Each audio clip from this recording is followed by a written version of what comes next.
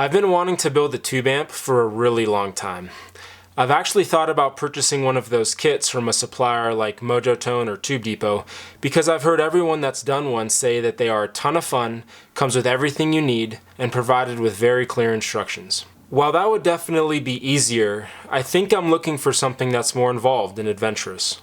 Plus, I'm excited to finally get to use my college degree. Said no one ever. By the way, this is the chassis from my old Rickenbacker M11 big box. Just looking under the hood to see what I'm getting myself into. I mean, I've seen plenty of amp chassis before, but never with the eye of wanting to build one myself.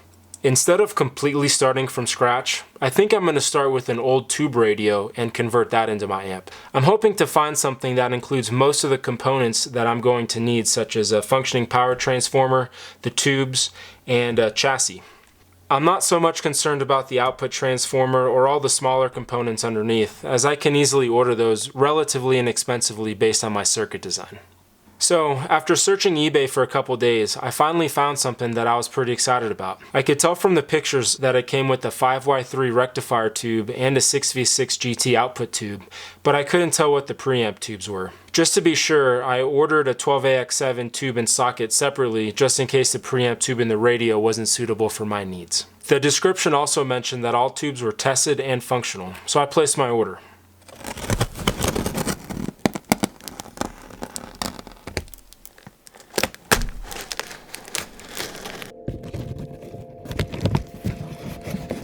After opening the package, everything appears to be in pretty good shape.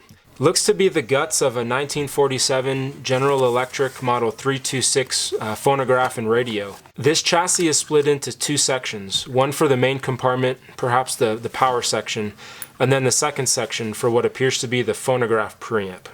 There are a lot of tubes in here. Most are metal. I'm going to take them out to see what they are and to protect them while I work. So the two tubes I know I can use are the rectifier and the output tubes as seen in the picture on the eBay listing. But I'm not sure which one of these tubes I can use for my preamp. I was able to get the full schematic off of a website and discover that this 6SG7 is the RF or the radio frequency amp. This 6SA7 is the oscillator or RF converter. And the 6SK7 is the IF or intermediate frequency amp. Lastly, the main audio preamp is this 6SQ7 and the phonograph preamp is the 6SC7. Now, this is really exciting because although either of these are not popular preamp tubes, I know of at least a couple old Fender amps that use the 6SC7 in the preamp stage. Actually, the small box version of this Rickenbacker M11 uses two 6SC7s in the preamp, but I'm hoping I can find a schematic that only uses one. Alright, I found the schematic of an old Fender Princeton 5C2 amp which uses one 6SC7 in the preamp stage. I did some research and it looks like this amp was originally made in 1953 with an 8-inch speaker and about 5 watts of power. Should put out a warm and round tone that I'm excited to replicate. So now that we have our roadmap, let's get started demoing this radio. While taking everything out, I'm putting very special attention to where the leads of the power transformer go to assist in accurately mapping it out. Should hopefully save some time down the road. Now that I have all the junk cleaned out of the chassis and the chassis itself cleaned, I noticed a few things that aren't really ideal. Number one, there are a ton of giant holes in this chassis. Also, the potholes, get it? The holes where the tone and volume knobs are gonna go aren't exactly where I would place them, but I'm gonna see if I can make them work where they currently are. The good thing is I'll have some freedom to mount the 3 tubes I'm using without too much work, but I'll probably need to plate over some of these and re-drill for the output transformer. Now, number 2, most modern amp chassis are made from aluminum, which is not magnetic and won't interfere with the magnetic components of the amp, such as the power and output transformers.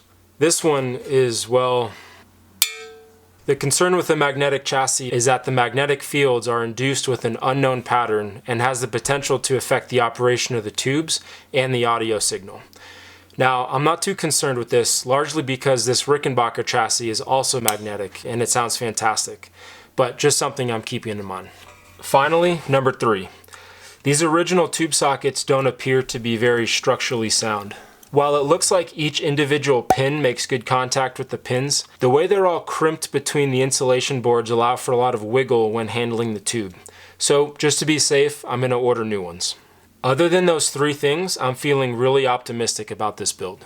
The last thing I want to talk about in this video is chassis layout. As I understand it, the most important consideration is to keep all the AC circuitry to one side and put the guitar input jacks and preamp circuitry as far away from the AC as possible. This is because the input and preamp stage is the most vulnerable to electrical interference. Since my power transformer hole is already set, I can begin laying these things out accordingly. So this is the layout that I decided on so far. I think it meets all of the important requirements, but I can still move things around if I need to. I've noticed a lot of these old amps have the on-off switch integrated into the tone knob instead of the volume knob. The only reason I can think this is the case is to keep the AC as far up the gain staging as possible as to have the minimum electrical interference with the circuit. If you know of another reason this is true, please let me know in the comments below. I mean, you try to research this stuff, but you can only read so many rambling forum posts in one day before you just go crazy. In the next video, and once all the parts arrive, we'll be continuing this build. If you enjoyed this video, please hit the like button and consider subscribing to follow this and other projects in my home studio. Thanks for watching.